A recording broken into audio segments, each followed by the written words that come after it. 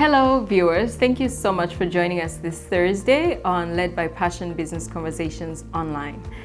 With me today is IMANGA KAYAMA. I'm very excited to have my guest today because this is a colleague, a friend of mine. I've known her for a couple years. I also look up to her in many ways for the things that she's accomplished and the things that she has done, which she's going to share with you. So I'm sharing a bit of my, my cake with the world today. But I really want you to listen to her story and pick up a few things from her and what she does. I'll let her unpack on who she is and what exactly she does. Welcome, IMANGA. Thank you, Felicia. Wow, you're catching me off guard with my own intro. My name is IMANGA KAYAMA, and I am the founder and managing director of Manic Creatives Limited. I am 33 years old, and I've been running this company for the last 5 years, started in 2015. Manic Creatives essentially is what you would call these days a growth agency, and this means it has digital marketing and sales under one umbrella because it's looking holistically at what a company needs to do in order to grow better. So how to get more customers and bring in more revenue at the end of the day. That is a lot and it sounds very interesting. So to a startup or a small business, what would your role be? What would you do for them? Okay, so the first step, in fact, of how we even got here is from helping companies establish their online presence on the internet. So if I were to simplify it even further, if we think about your online footprint, such as a website, your social media channels, setting all of that up and making sure that it's consistent across platforms, making sure that you have the same type of message, your visitors are able to identify you, whether they're on Facebook, Twitter, LinkedIn, Instagram, YouTube. We oversee that process for you and we help make sure that there's that cohesion. So we essentially create content on behalf of our clients, or at least show them how to do it. Okay. So how did Manic Creatives come about? Is this your line of study? Did you study marketing? How did you come up with this concept? Well, funny enough, Manic was born out of enthusiasm of being on the internet. I love to Google stuff. I love to browse the internet. This is what I do in my spare time. So what happened is that when I was in Canada, just like you, I was constantly hungry for information about home. Yes. I was always Googling. I wanted to find out, what's happening, what's hip, what's trending, who's who. And I could never find this information. Like it was very, very scattered or very, not robust enough to give me a real whole picture. Yes. It was mostly scandals that I would find. Yeah. And there were a few prominent websites that already we knew we could go to for this news of who was seeing what. Whereas it was different, and it is different in Canada because if you are, you want to find out what's the best pizza place, all you have to do is Google and you'll find reviews from thousands of people who voted whether this is, this is a good place or not. Yes. And it informs you, and it's like a real feedback of the situation. I mean, being back in Canada, I just kept thinking, why isn't there content about, Zambia on the internet? So it was at the back of my mind, and I remember, I started my first blog in university just for fun, just writing about natural hair and a few hobbies and things. Yeah. Then when I came back is when I really, really saw this gap. Like coming back now, seriously, there was a huge gap. And so Manic we came together. I rallied some of my friends and said, look guys, there's no content about Zambia on the internet, let's start writing it. But our main focus was technology because we love tech. Yes. And then business as well, because we realized that Kenya and Nigeria were making all the noise with their startups. Yes. But we knew that Zambia was just as capable because things were also happening on the ground. But the difference is that no one was talking about it. So same as our tourism sector. You find a lot of countries are selling, even Zambia. And we are just here napping really. But yeah, so yeah, well, the cat's out of the bag. IMANGA and I went to school together in Halifax, Canada. We share a few stories. She was my senior, why I look up to her. So the gaps that you were talking about are something that, you know, I have seen and thought about, and that's why even for me, I will ask you eventually if you can call me a creative, because you know, over time of being back home, I've found so many spaces and what I've been calling gaps, like there's nobody doing this in this sector, there's nobody doing this in this sector, and then every day you're coming up with ideas and bouncing off ideas, and then people start to think she must be crazy. But it's because you can see you've tested a bit of a very different life, different from what we are experiencing here. So we'll share a bit of that later on, but right now we want to focus on manic creatives because we are very interested. We want people to come to manic creatives, but more especially we want to show young people why it's important to start your own businesses, how you do that, and how you carry on the challenges that you have faced in this space. So, and right now I'm just gonna ask you to explain, so when you came back home, did you work for a certain company? If you did, what made you jump? How did you start this? How many people are you working with? What is the history of the work that you are doing now? So the genesis of Manic is very interesting. I had always at the back of my mind thought that I wanted to do something of my own. And even when I didn't know what it was, I just always felt this thing that, you know, it would be nice to own something.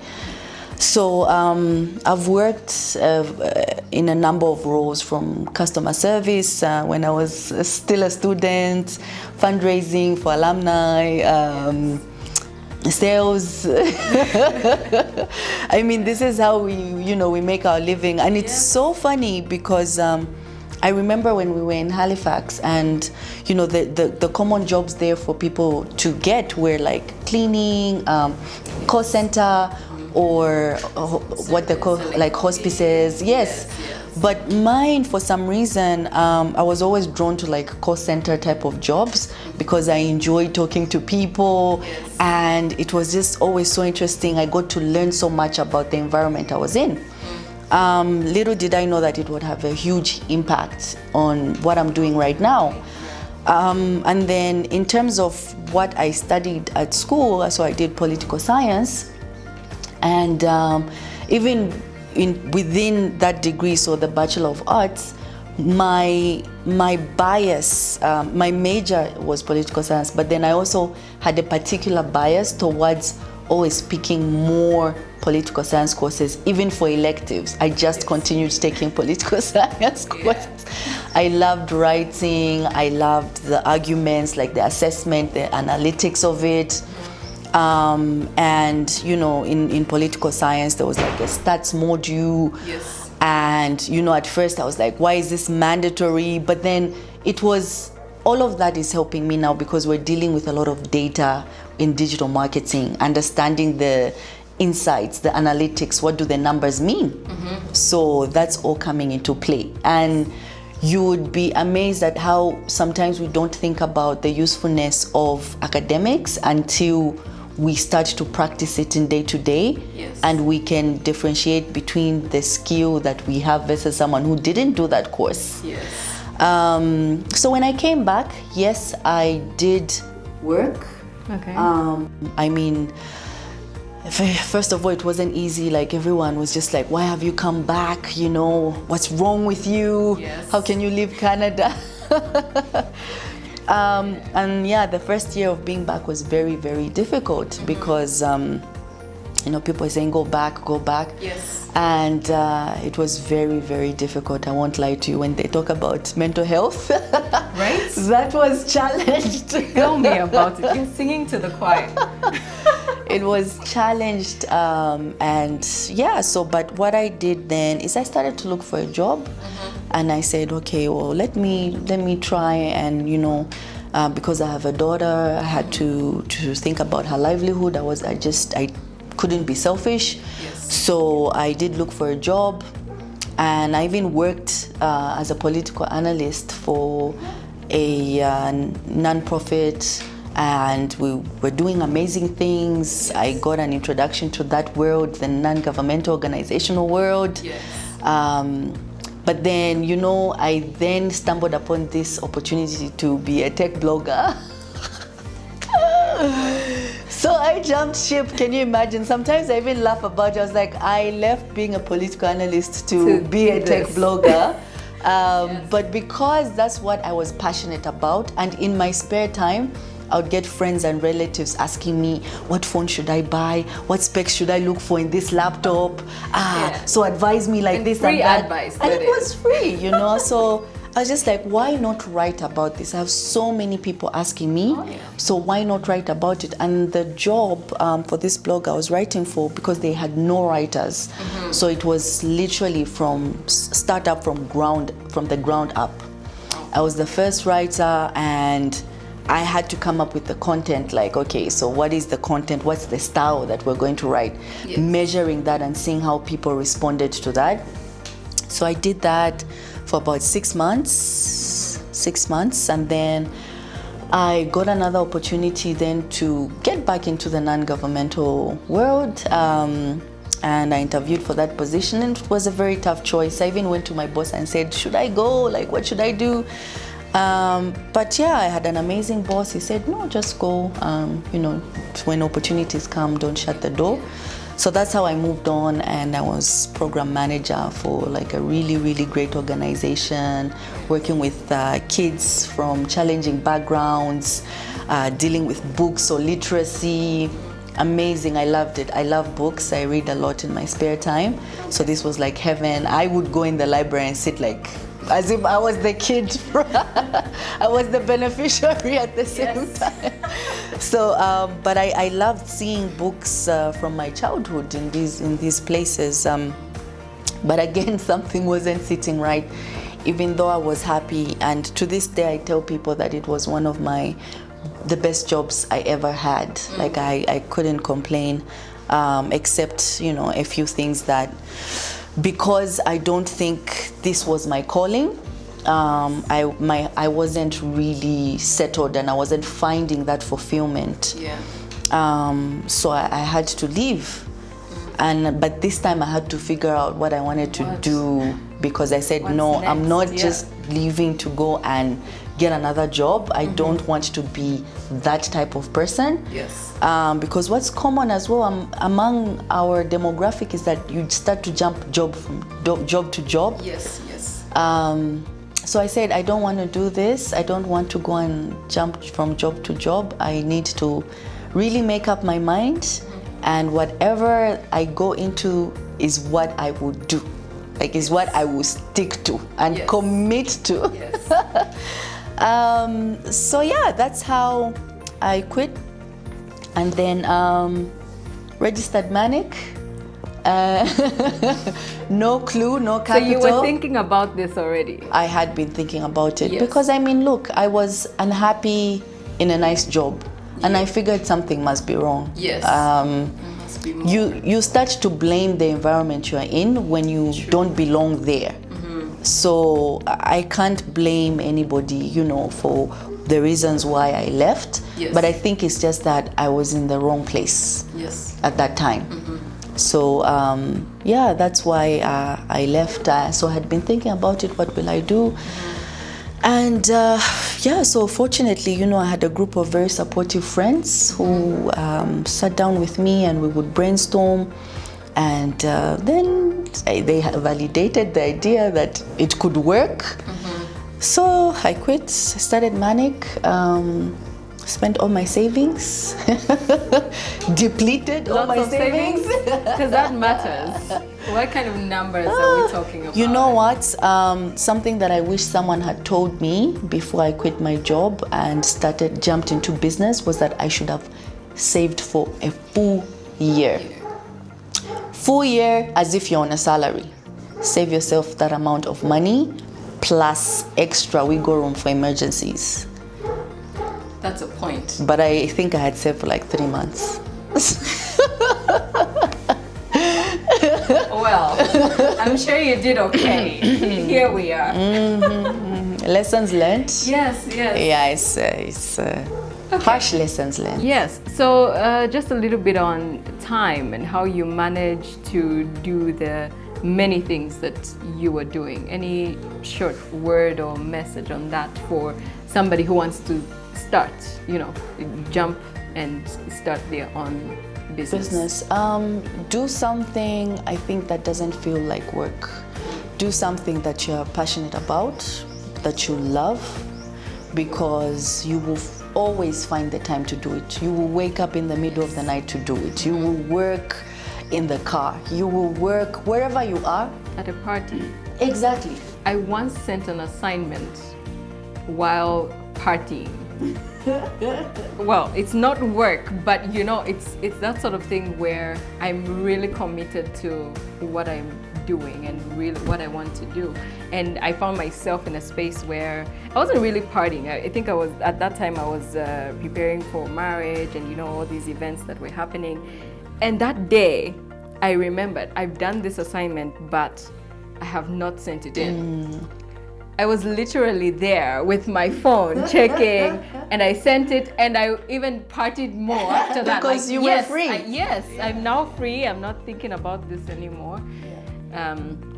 So you're right. If you're committed to something and you want to do something, you will find the time to do it. Absolutely. Whatever position you're in, wherever you are, you will find the time to do it. So I'll take us back a little bit. You touched on a lot of things, the funny jobs that we worked, and you know, coming back, I just want to go back on that mental situation where you come back. The concept is that if you go away for school, you should stay. If you come back, you are going to fail. I really don't get that, because even for me, from the moment I landed, people would say to my face and behind my back that, you know, what are you doing? Why have you come back? What is going to happen now? Maybe she has just come back for boyfriends. Maybe, I'm telling you, I got all sorts of comments that for a moment I thought, what, can I really make nothing of myself in this country? Is all that I need to be successful is to be outside? And what is the concept? That if I fly, I'm successful? Like, is that it? Because I could be in Canada and really just working small jobs, you know, which we were doing for the most part.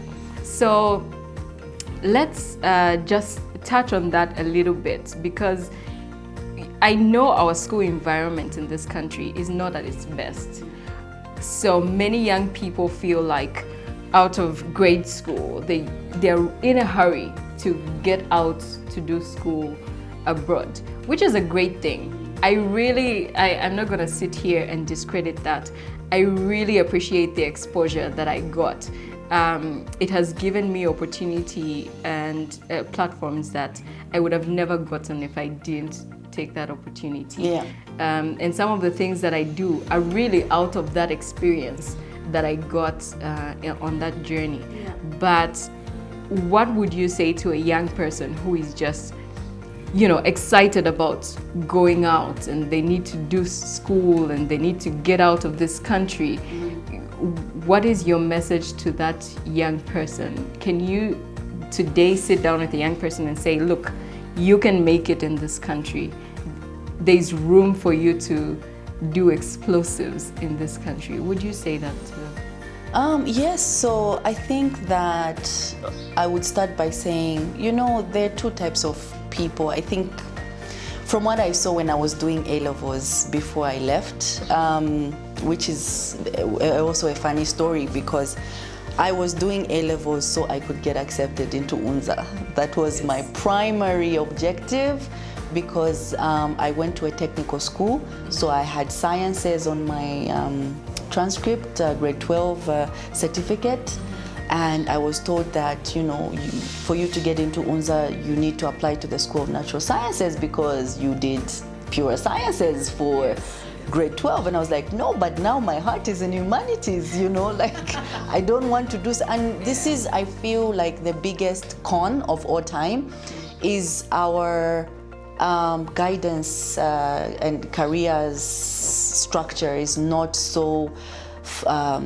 strong that young people are not being properly led into what subjects they should take. Because I remember even when I went to high school and I wanted to do literature so bad and history, because I come from a family where we've done that. We've got a gazillion books on that. My mother was an English teacher. She was history. My brother is a geography and English literature teacher. So I grew up around African literature. I was like, I really want to do this as well and see what they keep talking about. But when I went to high school, they were like, no, you go into this stream. I said, but I want to do literature. Like, no, you go there. Okay. You finish, you go to the university, they're like, oh, because you did these courses, you can't go here. Really? Yes. So if it's not NS, you do education, but humanities is not a stream that you can do. So that's how I was advised to do A-levels in humanities. So I went, I did my literature finally, I did my law, my business studies, my history. So now, when we were at A-levels, the funny thing is, every time, so you are interacting with your peers and you ask each other, so why are you doing A-levels? Where are you going after this? Hey, I'm going to England, I'm going to Canada, I'm going to US. So every time they would ask me that, I'm going to UNZA, guys.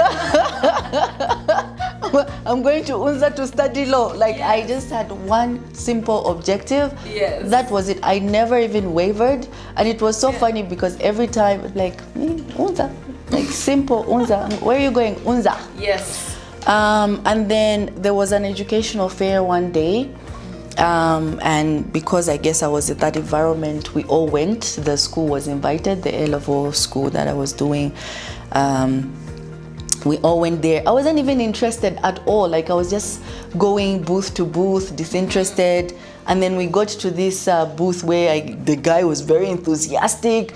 He's asking you questions. So what did you get for your AS level? Yeah, we got A's and B's. Or what? You can get conditional acceptance. Yes. What? Just like that. It's hey, okay. So the enthusiasm that was coming from there, it's yeah, call your parents or whoever will support you. So it got us so excited. That's how I even I remember leaving Mulungushi International Conference and I called mom. I said, so there's this thing here where I'm at. Would you be willing to come and hear them out? Mom was like, okay, I'll come. Yeah. And that's how, and you know what? The support really, really means a lot. But I think that for a young person, there's nothing wrong with, number one, wanting to study outside. You can go, leave. I'm joking. If you feel that you're better off making it there, definitely go and explore. But it's definitely hard. Yes. Because it's not your country. Yes. So you have to work 10 times harder. Not only always proving yourself, and it's not your country, so you have to jump through hoops. Yes. You're also limited as to what you can access, what you can buy easily compared to other people. Exactly, like the opportunities there as well. You know, you always have to wait to see. I mean, for example, at St. Mary's, I really like St. Mary's because they had opportunities for international students as well. But the first university that I went to didn't have scholarships for international students. No matter how well you performed, you just had to pay because you're an international student. And not knowing information like this when you travel abroad can really handicap you. Because you don't know how life could be easier. If you do well and you qualify for scholarships, you can literally go through like your entire school without ever paying. So it was only until I got to St. Mary's, I was like, okay, guys, if I had come here in my first year, I wouldn't even have to work 2 jobs or what.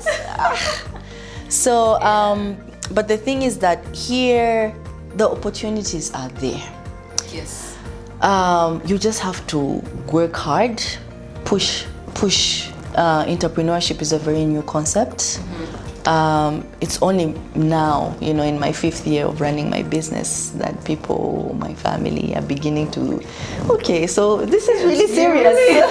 You're really doing this. You're not just playing around on your computer and wasting your time. So, I mean, it takes believing in yourself. I mean, we always have a strong support system around us, but even they only start to support you when they see how much you believe in yourself. That's when they start to say, okay, you know what, she's serious, she's not playing around, she's serious.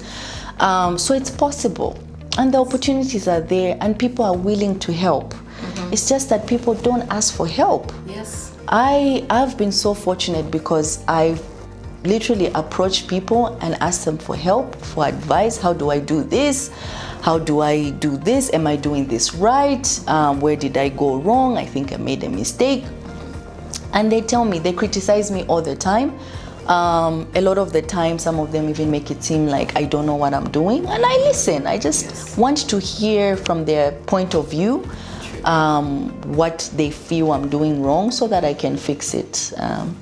So really, it's just being humble, and not that like humble of, you know, we have, humble, but the humility of accepting that you are not perfect. And you're learning. And you're learning, and you don't know what you're doing, because we're just all trying to discover, you know, our footing. Your final word to somebody who wants to start a business, a digital marketing or growth agency. The industry I'm in has probably the lowest barrier to entry. It doesn't cost anything, just internet, a bundle. It just costs a bundle. So if you want, and you've been curious about digital marketing, social media management, it requires a bundle and a lot of time to invest in learning the right techniques and acquiring the right skills. Because if you're doing it on behalf of other people, then you have to do a good job. So it's not just social media. And this is some of the pushback we've been receiving. So the barrier to entry is very low, but it's also very, very difficult to convince clients to trust you, to give you the business, because at the end of the day, people just think it's just Facebook. I can do it myself. It's just Twitter. I can do it myself. And Instagram. How hard could it be? So this is probably one of the pushbacks that people considering social media management or digital marketing or making money on the internet to face. But my parting words are that the opportunity, the commercial opportunities are there on the internet, and this is for me. Through Manic, working, living proof that you can make a living from the new opportunities that the internet brings. I mean, for the last 5 years, I don't have a side gig. I don't do anything else other than Manic 100% full time. Wow. So, and I'm not planning to stop. I mean, I would like to diversify now that we're 5 years, to grow the team bigger. So right now we're actually looking at scaling and growing the team bigger. while still keeping our costs very low. Yes. That's taken a lot of knowledge of how to run a business. I had no idea. Record keeping, how to, basic accounting, Yes. Balance sheets. So I think for you, especially like in your sector, I would be happy to have met someone like you when I was starting out, because I would be so eager to be connected with someone who can already tell me these are the pitfalls, this is what you need to start doing right from the start so that you can avoid A, B, C, D. And to listen. I've met a lot of young people, you tell them something and they think you're joking. Yes. Because they're like, it can't be so easy, it must be harder than that. I won't listen to her, I'll just do it myself. And you see them making the same mistakes that you made. You're like, if only you listen, you will actually do better than I did. And that's all we want at the end of the day, is for people coming behind us to do better than us. True. Yeah. Well, so what more can I say? You've heard it for yourselves. IMANGA has really unpacked the bag. She's given us real life tips on what you need to do for yourself to start your business.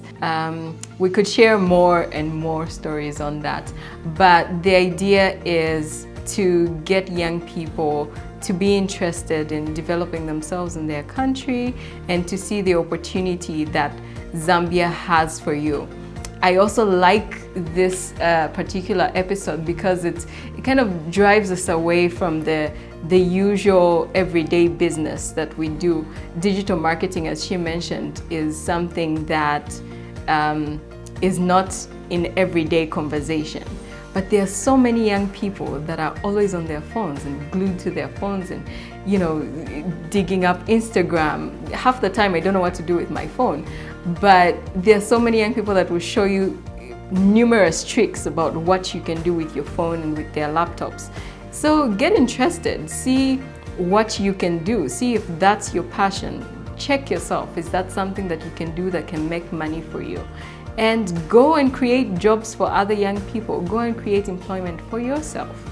That is what Led by Passion is all about. Thank you for joining us today. Please make sure to check out our Facebook and Instagram. Send us a message if you're interested in chatting with IMANGA a little bit more, and we'll see you next time.